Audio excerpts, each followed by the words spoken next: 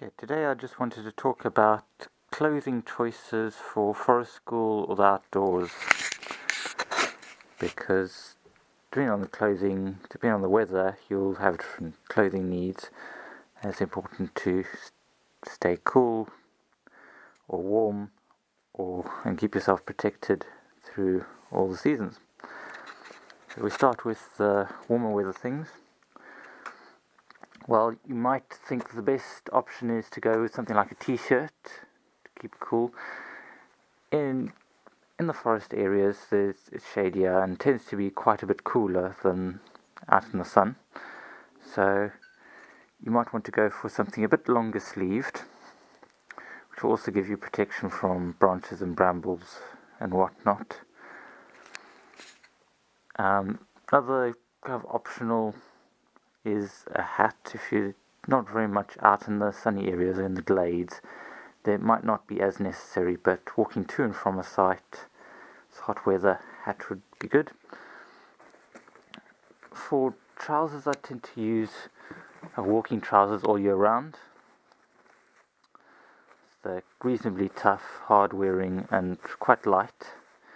Jeans are not the greatest because cotton doesn't dry very fast, so if it does get wet at all, it's going to stay cold and wet and could cause some problems. In terms of footwear, some good solid shoes are a must for all year round. So something enclosed and waterproof is ideal. You don't necessarily need to go with big clumping boots, but if that's your thing, if you want a bit more protection from the mud without the kind of stiffness of wheelies, then that might be best. Linton's for when it really does get muddy and wet, typically during the winter months, and pretty good idea for younger children who don't quite have the self-control when it comes to puddles. Okay, talking about getting wet, well, it's a pretty good idea to have a full-on waterproof suit. While you won't get horizontal rain as much in the woodlands, if you have waterproof trousers, it means you can easily kneel down and sit down in places where it's a bit muddy or wet, and you won't get soaked. So some good waterproof trousers, raincoat, a hat or hood. Personally, I prefer a hat because it doesn't restrict your vision to the sides and feels a bit more comfortable. Waterproof gloves are purely optional in my opinion, but when it comes to colder weather, I tend to want to keep my hands relatively warm. Socks, some hiking socks or regular socks, as you won't be walking far, just something that's warm enough for the weather is usually good. When it comes to colder winter weather, you'll want to start layering up. So an example would be for the top, you'd have a t-shirt, then you'd have a good fleece and then a raincoat over the top of that. The layers will trap in between and keep it warm. So layering it up, and you can always take off a layer if you get too warm. It gives you that option to be more flexible than if you just have a t-shirt and then a massive coat over the top. It also tends to be a bit more form-fitting.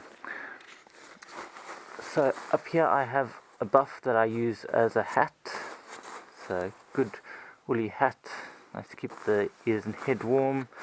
Scarf or something around the neck, so good.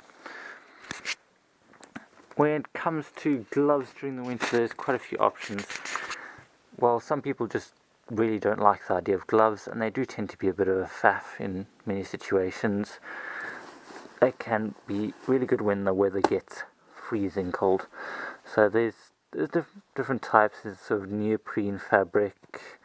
There's just bog standard fleece gloves, or there's the thicker kind of ice and snow gloves. Those do keep your hands pretty warm, but you do lose a lot of dexterity. And when the weather gets colder, good pair of woolen socks. It's always nice. Warm feet, warm heart. Okay, that's about it for clothing choices. So you have more of the summer stuff with you'll just run a pair of trousers, light pair of socks, light pair of shoes, and some headgear, trying to keep your shirt long. And then whenever it gets a bit cooler, you can start tossing on rain gear and raincoats and layering up all the way into winter when you have fleeces, hats and gloves. Equipment that you want to have on hand all year round is decent few sets of working gloves. So these can be your kind of gardening gloves or more heavy duty gloves. So you want to have both, depending on whether you're left or right handed. You might want to have one or both. Then a set of 5 gloves per group or party is always a nice thing to have. These are slightly more fire resistant than the leather gloves here. And so there we go. That's a quick look at some of the clothing and personal equipment you want to have while going outdoors or to forest school. Thanks for watching, and goodbye.